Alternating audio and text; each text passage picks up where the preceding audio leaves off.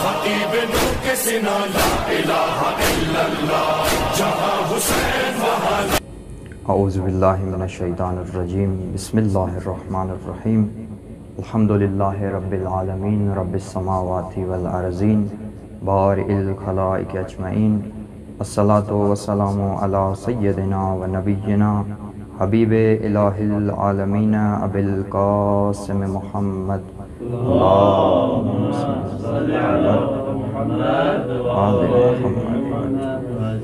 وعلی آلہ الطیبین الطاہرین المعصومین المنتجبین المنتخبین المظلومین لا سیما بقیت اللہ الاعظم فی الارضین ولعن اللہ علی اعدائہم اجمعین اما بعد فقال امام رضا علیہ السلام رحم اللہ عبدا من احیا امرنا. درود پڑھیں محمد علی محمد کی ذات.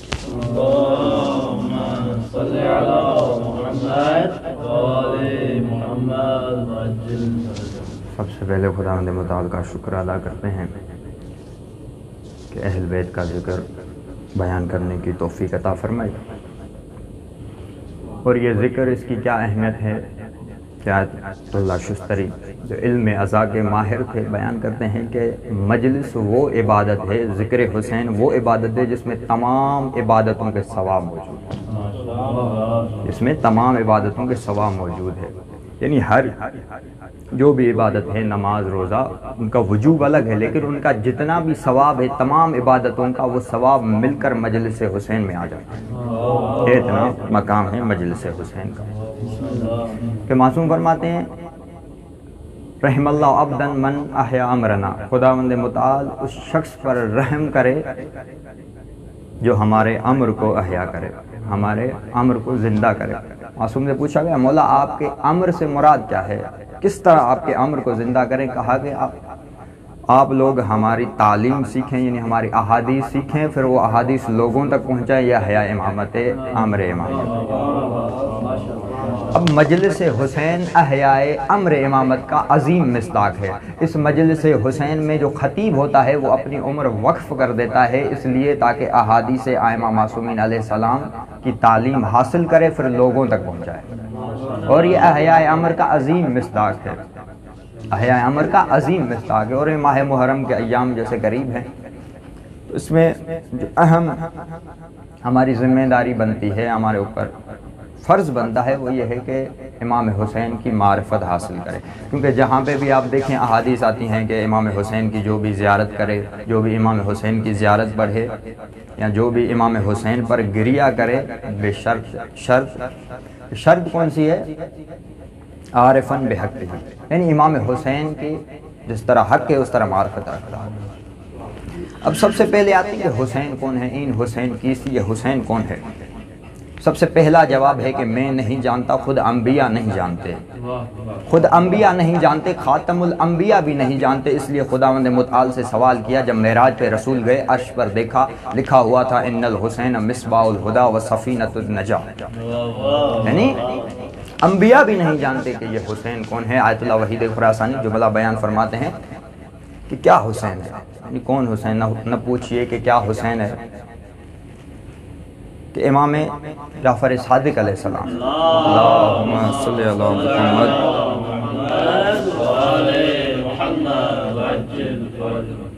بیان کرتے ہیں امام حسین علیہ السلام کے معرفت کے متعلق کہ اشہد ان دمک سکن فی الخلد، کہ میں صادق آل محمد گواہی دیتا ہوں کہ حسین کا خون جنت میں ساکن ہے. اب یہ تو قابل فہم چیز ہے کہ جنت میں انسان ساکن ہوں گے، جنت انسانوں کے لیے بنائی گئی ہے، لیکن یہ مافوق عقل ہے کہ جنت میں خون بھی ساکن ہو. جب دنیا حسین کے خون سے سمجھنے سے قاصر ہے، حسین کے خون کو سمجھنے سے قاصر ہے، تو حسین مافوق تاریخ ہے، حسین مافوق تاریخ ہے. یہ دیکھیں کہ امام حسین کی کیا معرفت ہے کہ خداوند متعال نے حسین کے نور سے جنت کو خلق کیا. کہ عبداللہ ابن مسعود جب آتے ہیں رسول اللہ صلی اللہ علیہ وآلہ وسلم کی خدمت میں کہ آپ کی حدیث ہے کہ ہم 14 نور واحد ہیں، اولنا محمد، آخرنا محمد، اوسطنا محمد، کلنا محمد، ہم سارے کے سارے محمد ہیں. تو یہ بتائیں کہ کس طرح؟ رسول اللہ نے کہا کہ جائیں اس حجرے میں، وہاں پر امام علی علیہ السلام نے ان سے پوچھیں۔ اب رسول خود بھی بتا سکتے تھے، لیکن علی کی طرف کیوں بھیجا صحابی کو؟ اس لیے زمانے کو بتانے چاہ رہے تھے کہ میں مدینۃ العلم ہوں، یعنی میں علم کا شہر ہوں اور علی اس کا دروازہ ہے، یعنی سب سے پہلے علی کے پاس آؤ، علی جواب دیتے ہیں، اس کے بعد پھر میرے پاس آؤ۔ جیسے عبداللہ ابن مسعود آتے ہیں، دیکھتے ہیں امام علی علیہ السلام حالت نماز میں ہیں، واپس پھر رسول خدا کی خدمت میں آتے ہیں اور رسول اللہ بھی نماز ادا کر رہے ہیں۔ نماز جیسے ختم ہوئی، کہا کہ آپ ہی بتا دیں۔ رسول نے فرمایا کہ خداوند متعال نے ہم 14 کو اپنے نور سے کھل کیا، پھر مجھ محمد کے نور سے عرش کو کھل کیا۔ اس طرح جب خداوند متعال قرآن میں اپنا تعارف کراتا ہے کہ یہ نہیں فرماتا کہ میں اللہ انسانوں کو کھل کرنے، بلکہ کہتا ہے میں اللہ جو عرش کا مالک ہے، میں اللہ جو عرش عظیم کا مالک ہے۔ بس مجھ محمد کے نور سے خداوند متعال نے عرش کو خلق کیا اور مجھ بھائی علی کے نور سے ملائکہ کو خلق کیا، اور میری بیٹی فاطمہ کے نور سے خداوند متعال نے آسمان اور زمینوں کو خلق کیا، اور میرے بیٹے حسن کے نور سے خداوند متعال نے درود پڑھیں محمد علیہ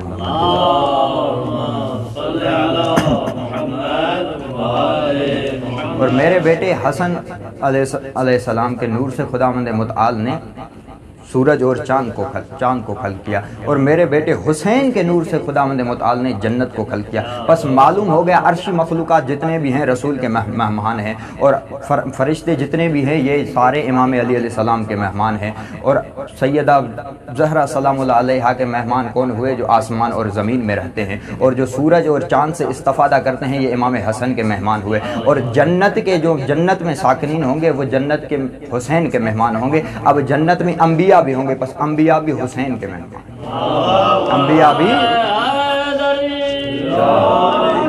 انبیاء بھی حسین کے مہمان ہوں گے، انبیاء بھی حسین۔ اب خداوند متعال نے کیا پورے حسین کے نور کل سے جنت کو خلق کیا یا نہیں؟ صادق آل محمد فرماتے ہیں خداوند متعال نے خلق اللہ الجنت من نور وجہ الحسین، خداوند متعال نے حسین کے چہرے کے نور سے، یعنی حسین کے نور کے ذرے سے جنت کو خلق کیا۔ اور اب آپ سنتے ہیں جنت کے اتنے فضائل ہیں کہ جنت کے نیچے نہریں جاری ہوں گی، دودھ کی نہریں، شہد کی نہریں۔ پھر طلب ہوتی ہے کہ ہم بھی اس جنت میں جائیں، دل تنگ ہوتا ہے، اس کے لیے پہلے مرنا پڑے گا، پھر قیامت آئے گی، پھر جا کے ہمیں یہ توفیق نصیب ہوگی۔ صادق آل محمد فرماتے ہیں کہ شیعہ نے علی ابن ابی طالب کے لیے جنت اس جہان میں بھی موجود ہے۔ اب وہ جنت کیا ہے کہ معصوم صادق آل محمد فرماتے ہیں کہ حسین کی زمین جنت کا ایک ٹکڑا ہے، یعنی جب بھی آپ جنت کے مشتاق ہوں کربلا زیارت حسین چلے جائیں، آپ کو جنت کا سکون ملے گا، آپ کو جنت کا سکون ملے گا۔ اور اب یہ جو جنت کا ٹکڑا ہے زمین کربلا، کیا ایک ٹکڑا ہے یا اس جنت کے عظیم ٹکڑوں میں سے ایک ٹکڑا ہے؟ صادق آل محمد فرماتے ہیں کہ جنت میں شمال کے علاقے میں، ایران کا شمال، جنت کا شمال، اس میں ایک بلند مقام ہوگا، وہ ٹکڑا کربلا کا ہوگا، وہ ٹکڑا کربلا کا ہوگا جہاں پر مجالس برپا ہوں گی، امام حسین علیہ السلام خود موجود ہوں گے۔ بس یہ دیکھیں اتنا امام حسین علیہ السلام کا مقام اور مرتبہ ہے، عظمت ہے کہ حسین کے چہرے کے نور کے ذرے سے خداوند متعال نے جنت کو خلق کیا ہے، جس کے تمام انسان اس جنت کے مشتاق ہیں، اس کے تمام انسان اس جنت کے مشتاق ہیں۔ درود پڑھیں محمد علیہ محمد کی ذات۔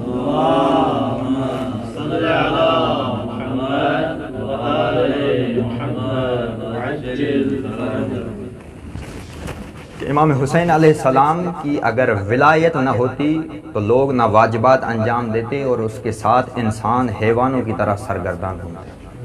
کہ امام حسن عسکری فرماتے ہیں کہ اگر غدیر میں ولایت کا اعلان نہ ہوتا، 14 کی ولایت کا اعلان نہ ہوتا، تو آپ واجبات پر عمل نہیں کرتے، واجبات انجام نہیں دیتے اور اس کے ساتھ حیوانوں کی طرح سرگردان ہوتے۔ معصوم نے کیوں فرمایا کہ اگر ولایت اہل بیت نہ ہوتی، اگر ولایت حسین علیہ السلام نہ ہوتی، اگر امام حسین علیہ السلام نہ ہوتے تو لوگ واجبات انجام نہ دیتے؟ کیونکہ اگر ولایت اہل بیت نہ ہوتی، اگر نبوت کے بعد امامت نہ ہوتی تو دین باقی نہیں بچتا۔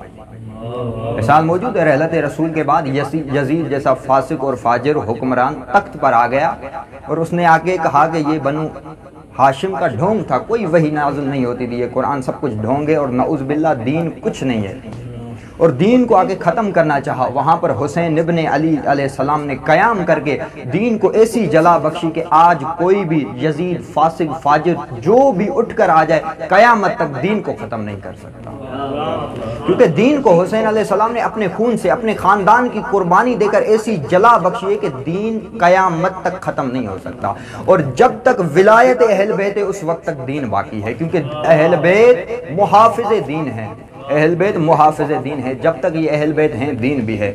بس امام زمانہ موجود ہیں تو دین بھی موجود ہوگا۔ اگر اہل بیت کی ولایت نہ ہوتی تو لوگ جانوروں کی طرح سرگردان ہوتے، بلکہ آسان لفظوں میں کہوں کہ جانوروں کی طرح زندگی بسر کرتے۔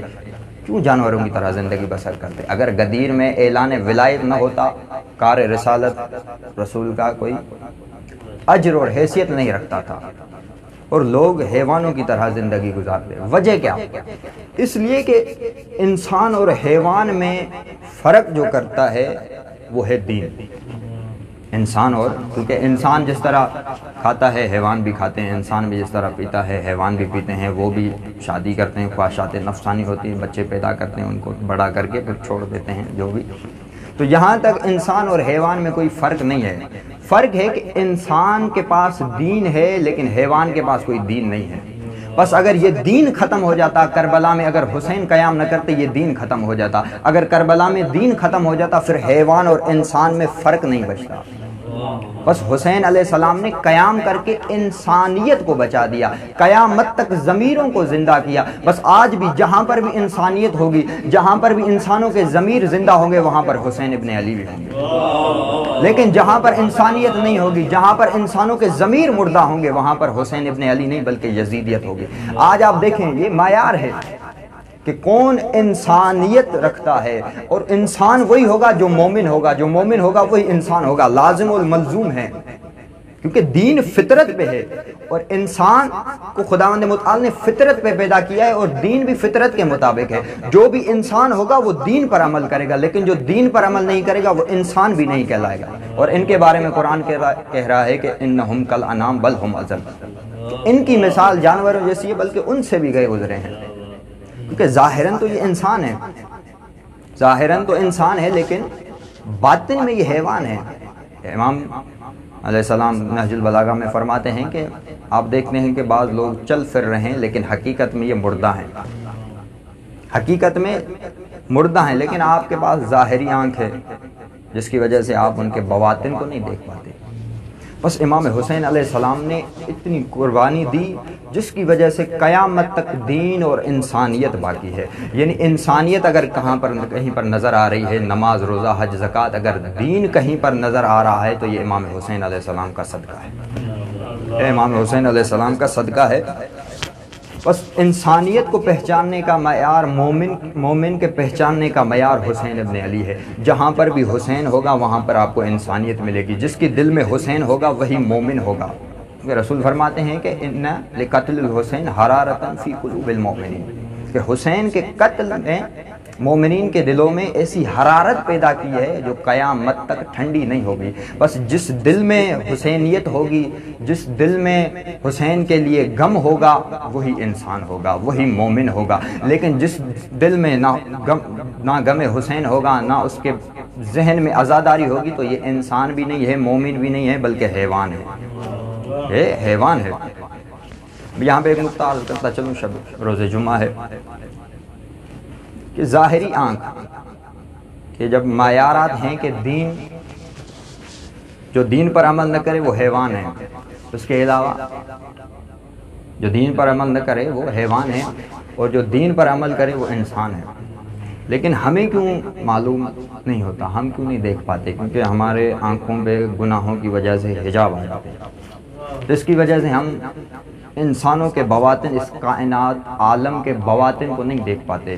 اسی طرح امام زمانہ عجل اللہ تعالی فرجہ الشریف کے روزے جمعہ کو ظہور کریں گے۔ ایک نقطہ اس کے بعد دو جملے مسائل کے، کہ امام زمانہ علیہ السلام موجود ہیں لیکن ہم دیکھ نہیں پاتے۔ اس کا مطلب یہ نہیں ہے کہ امام موجود نہیں ہے، کیونکہ ہم سنتے آ رہے ہیں بچپن سے کہ امام غائب ہیں پردہ غیبت میں، جیسے یہ پردہ ہے اور اس کے پیچھے امام ہے، ہمیں نظر نہیں آ رہا ہے، اس طرح نہیں ہے، بلکہ امام موجود ہیں، امام جو ظاہر ہوں گے وہ ظہور کریں گے، ٹھیک ہے۔ اب یہاں پہ امام غائب ہے کس کے مقابلے میں؟ حضور کے مقابلے میں، لیکن موجود کے وجود اور موجود کے حساب سے امام غائب نہیں ہے۔ مثال کہ برادران یوسف جب گئے اور یوسف سے ملے، حتیٰ کہ اکٹھے کھانا بھی کھایا، لیکن یوسف کو پہچان نہیں رہے تھے، جانتے نہیں تھے، ان کے لیے یوسف غائب تھا لیکن یوسف موجود تھا۔ اسی طرح امام زمانہ بھی ہمارے لیے غائب ہیں لیکن موجود ہیں، ہمیں نظر اس لیے نہیں آتی کیونکہ ہماری آنکھوں پر حجاب ہیں، ظلمات کے حجاب ہیں، اور امام زمانہ ہر مقدس مکان پر آتے ہیں، کربلا آتے ہیں، مجالس حسین میں آتے ہیں، امام موجود ہیں۔ بس محمد آل محمد صلوات صلی علی محمد وآل محمد۔ بس یہ معرفت امام حسین کا ایک زینہ تھا کہ خود مہدی دوران اس کائنات کو عدل و انصاف سے بھر دیں گے، وہ بھی امام حسین کے فرزند ہیں۔ اب امام حسین علیہ السلام کی معرفت کے لیے کہ خود رسول خدا صلی اللہ علیہ وآلہ وسلم کی حسین سے محبت، ابھی محبت کے بہت سارے موارد ہیں، لیکن جو کثیر روایتوں میں ملتا ہے کہ رسول خدا صلی اللہ علیہ وآلہ وسلم حسین کے پیشانی پر بوسہ دیتے تھے، حسین کے سینے پر بوسہ دیتے تھے، یہ کثیر موارد۔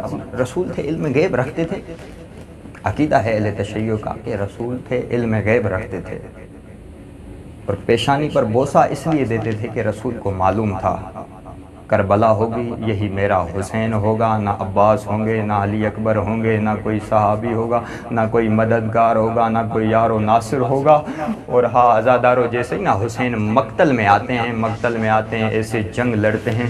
اب اشقیہ ہر طرف سے حملہ کرنا شروع کرتے ہیں، ایک ملعون حسین کے پیشانی اطہر پہ پتھر مارتا ہے، ہاں عزادارو جیسے ہی نا پتھر حسین کے پیشانی پر لگتا ہے، سمجھ میں آتا ہے رسول کیوں حسین کو بوسہ دیا کرتے تھے، ہاں عزادارو پیشانی سے خون کا فوہارا جاری ہوا، ہاں عزادارو سینے پر رسول اللہ کیوں بوسہ دیتے تھے، پیرہان کے بٹن کھولتے تھے، سینے پر بوسہ دیتے تھے، ہاں عزادارو کیونکہ رسول کو معلوم تھا اسی سینے پہ حرملہ 3 شعبہ تیر سے حملہ کریں گے، ہاں عزادارو جیسے نا حسین کو پتھر لگا، اب حسین زین پر تھے، لیکن جیسے تیر شعبہ تیر حسین کے سینے میں پیوست ہوا، ہاں عزادارو اب قرآن فاتحہ رحل زین ذوالجناح سے زمین پر آئے، ہاں عزادارو جیسے ہی نا زمین پر آئے، اب بھی حسین نے جنگ کرنا چاہی، ہاں عزادارو حسین جنگ کر رہے تھے، اتنے میں اب اس ملعون نے حکم دیا حسین پر مل کر حملہ کرو، یہ علی کے فرزند ہیں، ہاں عزادارو کسی نے پتھروں سے حملہ کیا، کسی نے تلواروں سے حملہ کیا، کسی نے نیزوں سے حملہ کیا، ہاں عزادارو جس کے پاس کوئی اسلحہ نہیں تھا وہ کربلا کی گرم ریت اٹھاتا، حسین کو گرم ریت مارتا، ہاں عزادارو اب وہ مقام آ گیا جب شمر ملعون پشت حسین پر آ کے سوار ہو جاتے ہیں، عرش خدا پر پاؤں رکھتے ہیں، زینب کی آواز آتی ہے اے ملعون تجھے معلوم ہے تو نے عرش خدا پہ پاؤں رکھا، ہاں عزادارو اب یہ ضرب چلاتا ہے، لکھا ہوا ہے کہ حسین کو شمر نے ذبح کیا، ذبح قتل اور ہوتا ہے لیکن ذبح کرنا اور ہوتا ہے، ذبح اسے کیا جاتا ہے جو زندہ تھا، ہاں عزادارو حسین زندہ تھے، سانسیں چل رہی تھی، یہ ملعون خنجر سے ذبح کرتے ہوئے چلا جا رہا تھا، خنجر سے کند مارتا ہوا جا رہا تھا، عزادارو پہلی ضرب چلی، آواز زینب آئی واہ محمدہ واہ غربتہ واہ مصیبتہ، انا للہ و انا الیہ راجعون۔